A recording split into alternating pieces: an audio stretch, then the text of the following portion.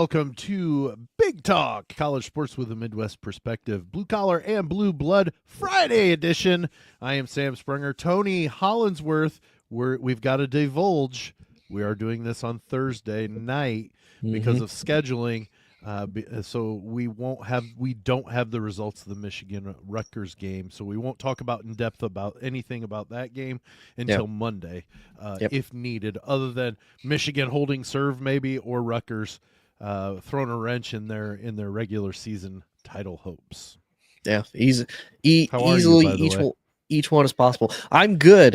Tomorrow morning, I continue my education journey. I'm supposed to sit down, get my classes all set up and whatnot. And then Saturday, believe it or not, is my birthday. Well, happy birthday. I hit the big 3-0 on Saturday, believe it or not. Seriously? Yeah, 3 decades. How's that make you feel? Well, I'm halfway through my 5th decade. Or you say your old flare up a little bit there, buddy?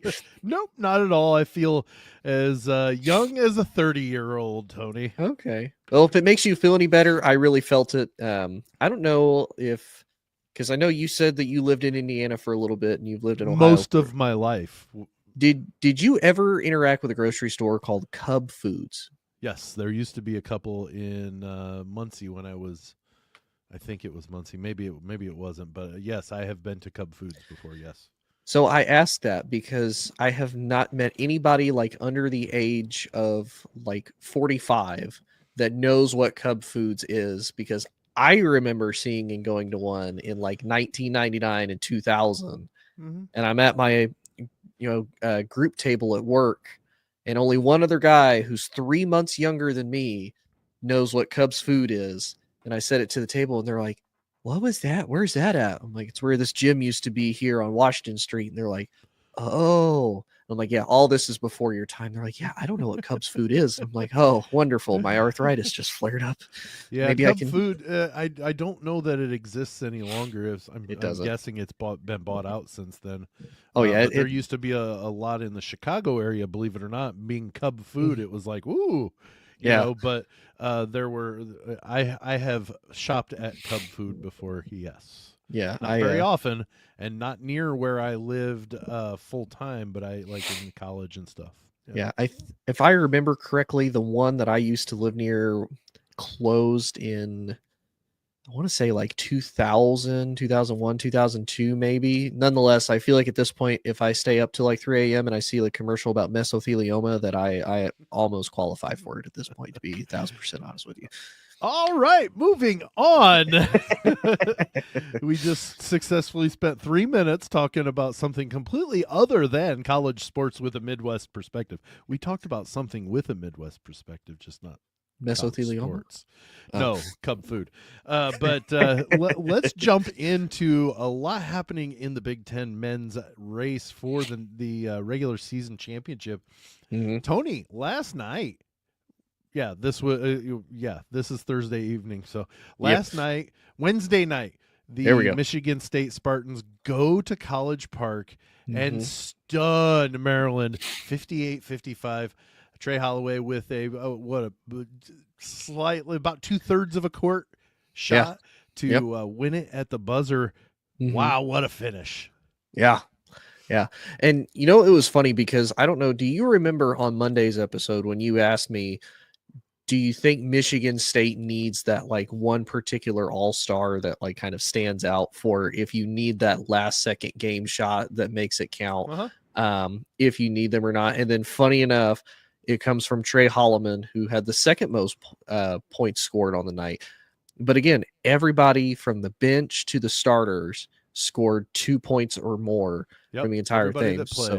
So again, I do feel like not to say I told you so, but I felt like my breakdown analysis of it was pretty right. That you don't, I'm not going to ever say it's a bad thing to have that star, but it's nice when you have a cohesive team unit that trusts each other enough and you have just enough well-rounded, talented players that anybody can take the shot when it matters.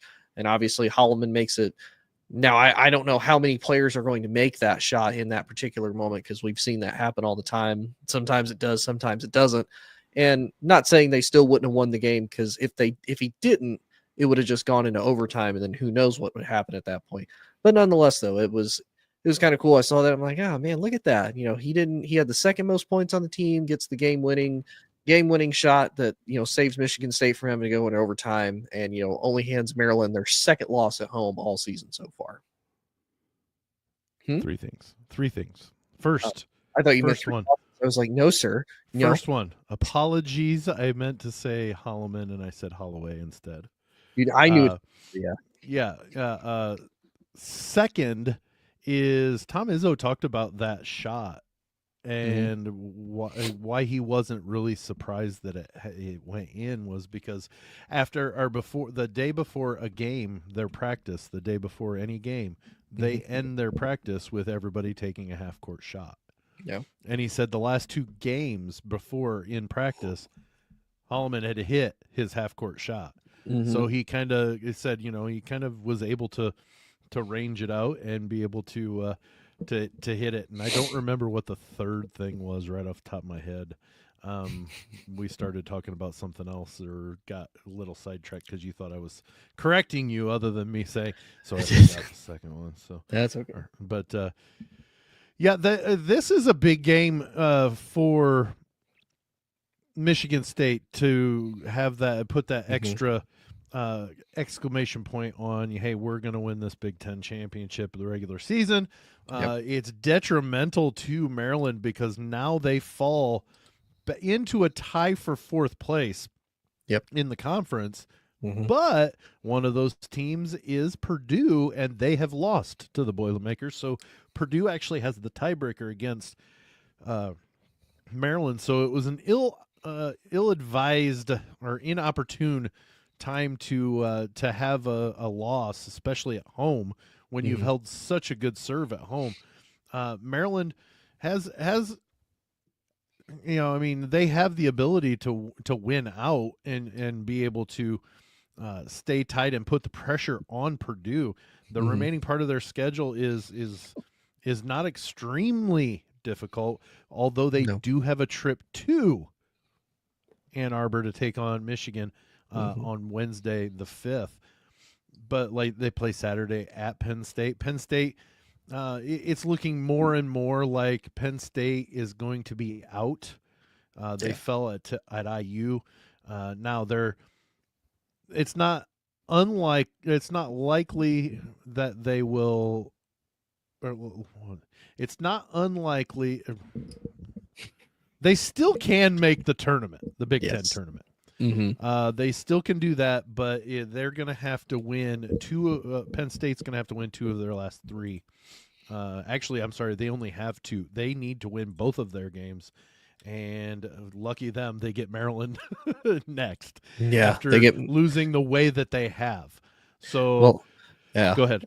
And they not only they get Maryland, but then did you see who they finish with? And now they have to go on the road to face. I wasn't even looking at Penn State's schedule.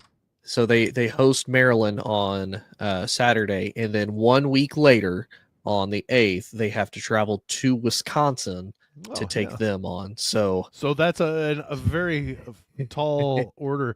They really did need that game at Assembly Hall on Wednesday night and did not get the win. They fell short. They looked good in the first half. But Penn State looking more and more like they're going to end up on the outside, looking in on the Big Ten tournament.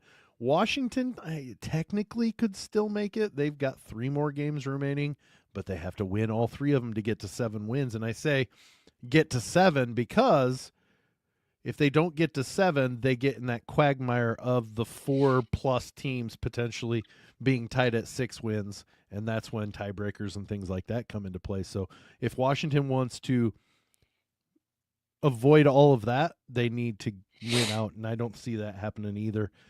So it's looking more and more like the 4 teams at the bottom, Iowa, Northwestern, USC, and Minnesota. 3 of those teams are going to go to the Big Ten tournament, Tony, and one of them is going to be looking on the outside, looking in. And looking at these teams, these are surprising teams. Minnesota wasn't supposed to be great, but you know what? I think 6-11 after losing as much from Ben Johnson that Ben Johnson lost from his team from last year. He's doing a phenomenal job to be 14-14 overall and 6-11. Yeah. I wanted to point out real quick too, and I want your like real quick thoughts on it. Can we talk about how Penn State started out 12-2, Mm-hmm.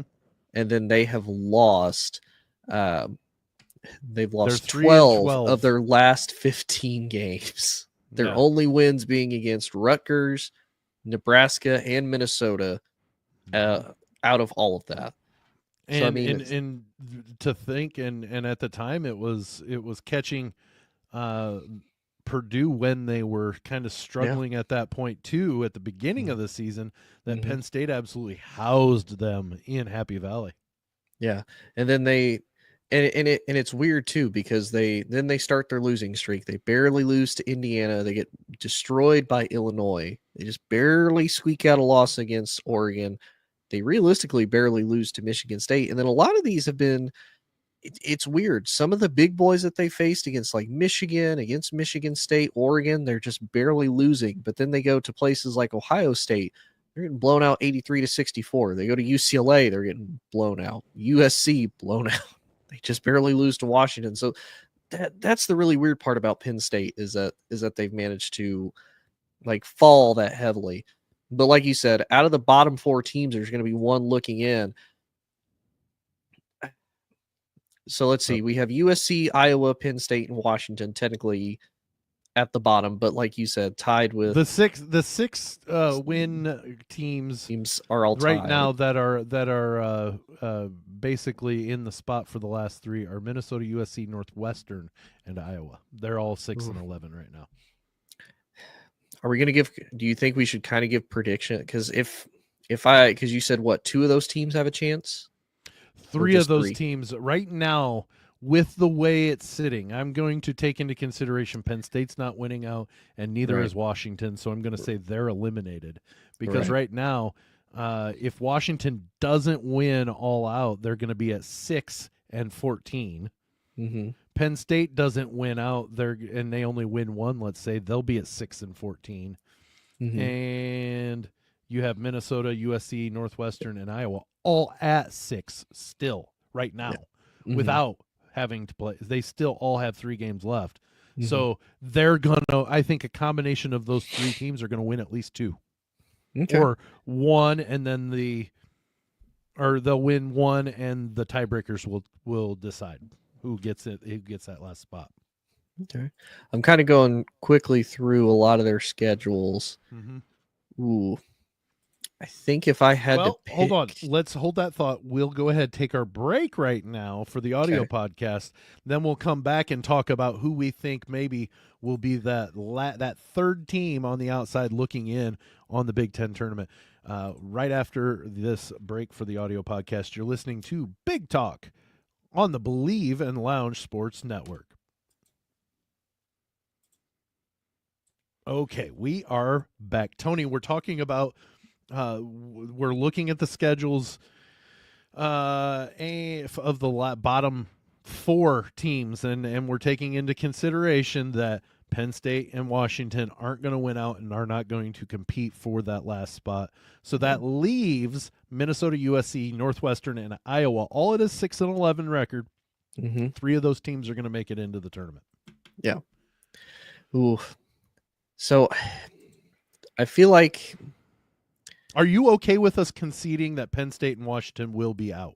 Oh yeah. I got no problem with that. That's one of those. I feel like looking at Penn State and the fact that they've lost, 12 of their last 15, I feel like that's a very defeated team. Like that's very broken. I don't know how much momentum or even really drive they would have if they did make the tournament, of potentially how far they would even go.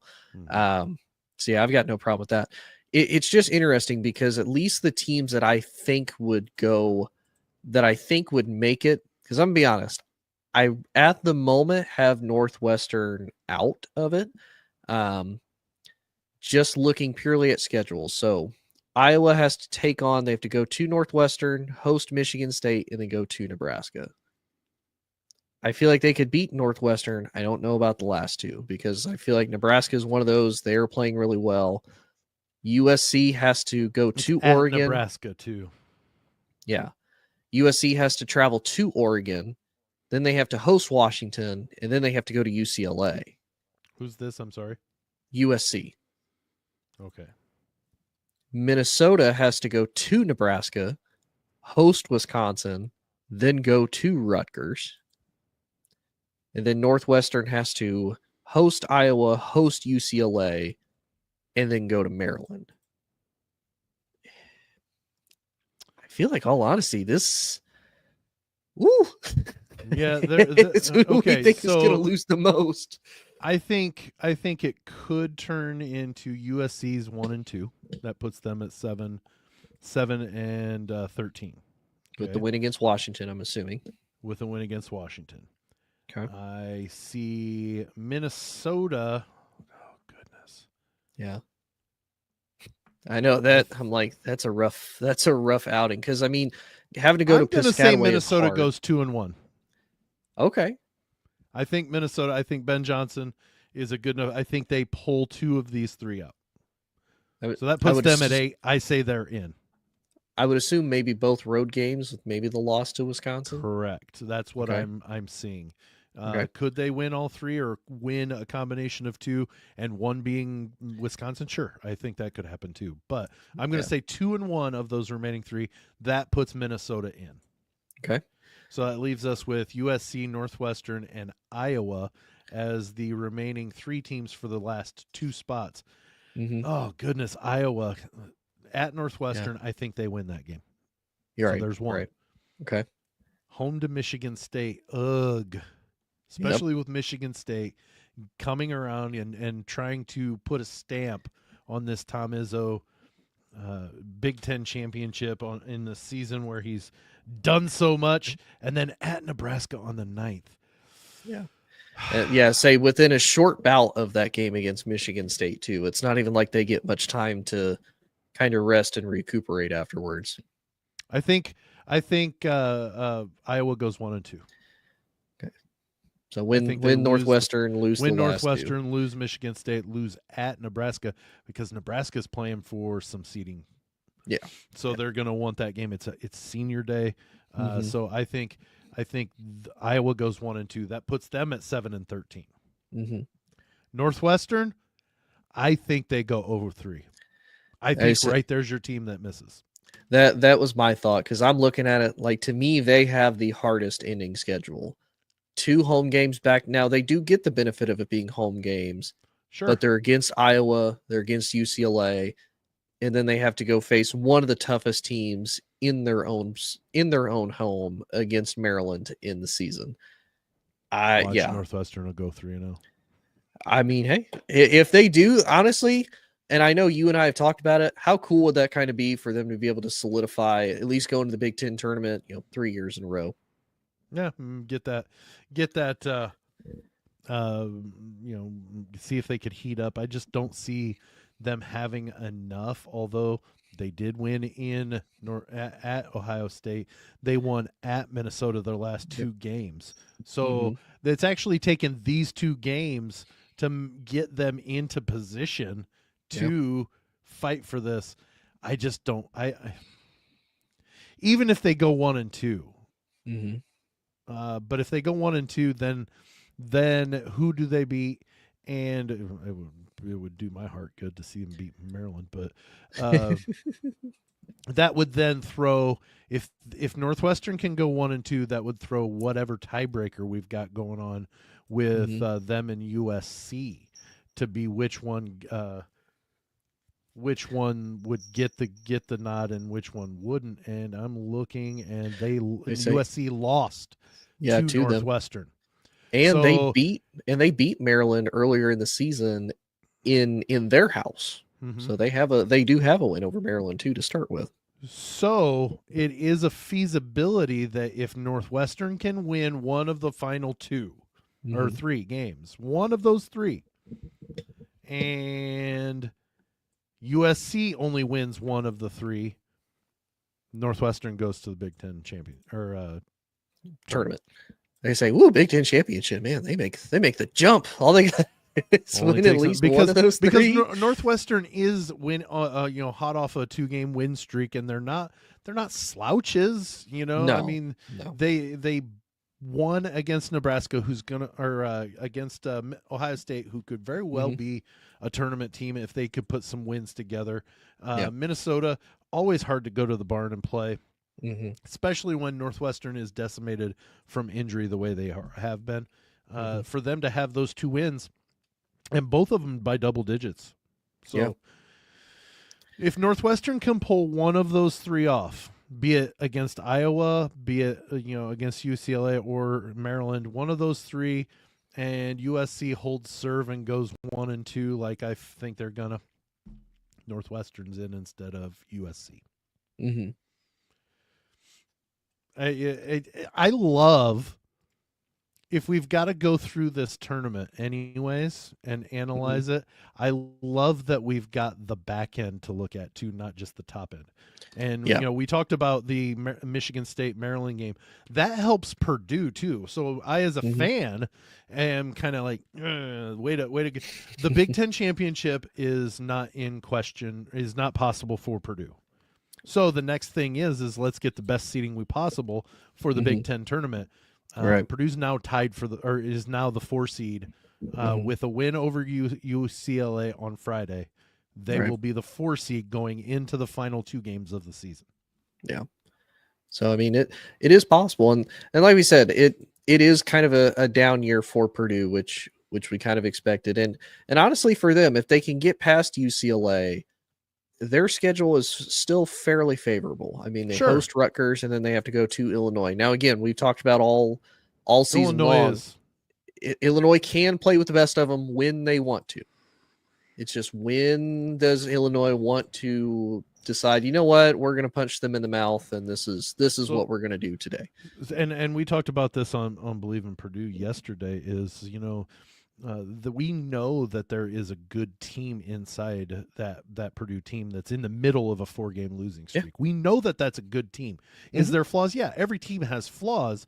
For some reason, all of a sudden it seems like they've regressed a bit. But I think what it is it's more of a slump, and it hit at the very wrong time of having the hardest part of your schedule.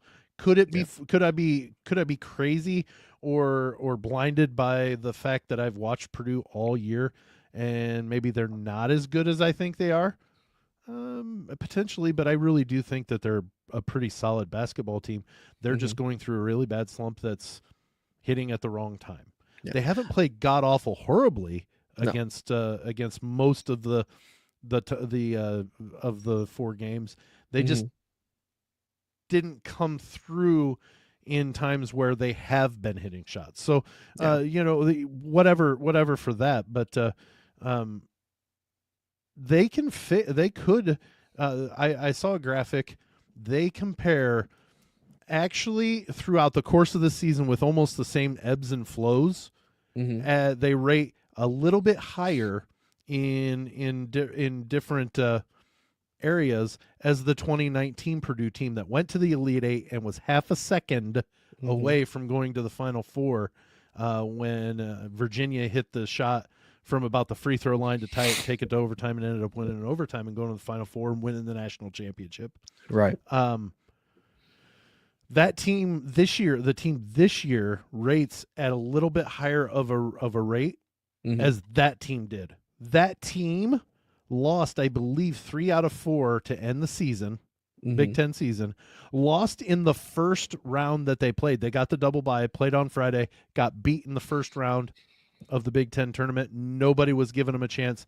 Granted, Carson Edwards got on one of the biggest heaters I've ever seen from a player. That's not just from Purdue, period. And Purdue went to the Elite Eight and probably should have went to the Final Four.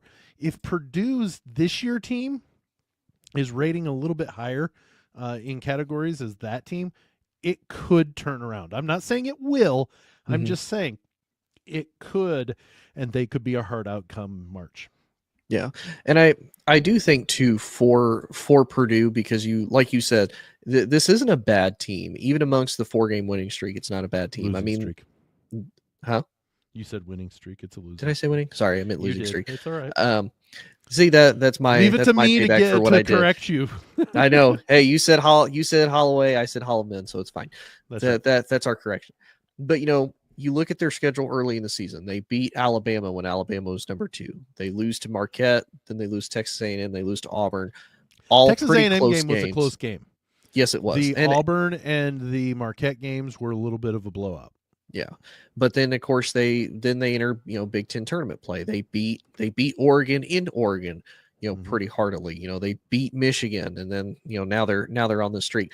I'll say this, like we said, it's a little bit of a down year.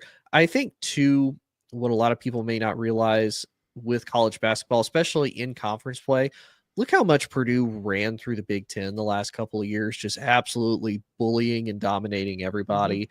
And now that they're it's been shown like, oh, they are vulnerable. There are kinks in the armor. There's holes. Everybody's like, you know what? We're coming out absolutely swinging, and we're going to hit them as hard as we can, just to get some type of revenge. I do think that plays a big factor in it. And I mean, obviously, every conference does kind of play that way. But I feel like with the Big Ten, and especially in basketball, when you have a team like that absolutely dominates for that long, when there is finally, it's like there's that little bit of light, people just take that and they absolutely run with it. So it is still one of those, you look at it, you can't slight Purdue for who they are. You have to acknowledge what they've been able to do and what they had to start with anyway. And they're certainly not done this year. No, I really don't believe that they're done.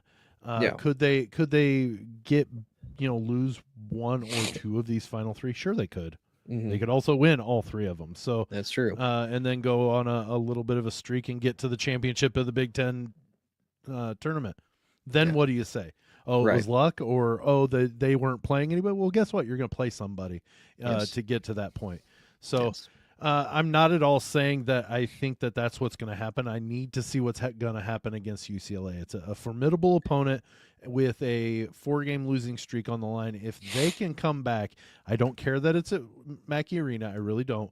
With 4 losses in a row, if they can bounce back and play well against UCLA and get a win against a good UCLA squad, then I think maybe we'll see at least a 2-1, if not a 3-0 remainder of the 3, and Purdue ends up with a double bye yet again in the Big Ten tournament. I say, just to play devil's advocate a little bit, and hypothetical, say they lose against UCLA. Against UCLA, what do you think this does for the rest of their season and as far as the Big Ten tournament goes? I don't know that it does anything to change my thought, unless you just see people quitting. There have been people saying, "Oh, they've quit already." No, they haven't. They're going through something. Heaven help you that if you ever go through a bad time through your work at your job and you don't perform as highly as you have in the past or are expected to, because you know what? What if somebody's calling saying that you just up and quit? That's not the case. These guys work hard. These guys put something together. So even if they lose against UCLA, but if they have a good showing and they remedy some of those things, I'm not going to say it's all is lost. I don't want to see a 5-game losing streak. No. Right. But that's what's so fun about this time of the year is you've got teams like Purdue having to kind of scramble and regain themselves, and then all of a sudden you've got action at the bottom too. I hate that we're so big of a conference, but I do like the fact that, if you want to go to the Big Ten tournament, and for teams like those teams we just talked about, that's going to be the only tournament they probably go to. Probably. Or if they're going to, they might play in the NIT or whatever. It's not the NCAA, but I digress. So that brings us to the end, Tony. Where can people find us? You can find us on Facebook at B1G Talk. You can also find us on TikTok, Instagram, and X at B1G_Talk. You can find us on All Sports, All Plays Network 2 times a week at minimum. And you had best believe that Sam will upload the podcast wherever you get your podcasts at, both on the Believe Podcast Network as well as the Lounge Sports Network, which falls under the Lounge Media Group. All right, that brings us to the end of the Friday edition of Big Talk College Sports with a Midwest perspective, blue collar and blue blood. For Tony Hollinsworth, I'm Sam Sprunger. We'll talk to you on Monday.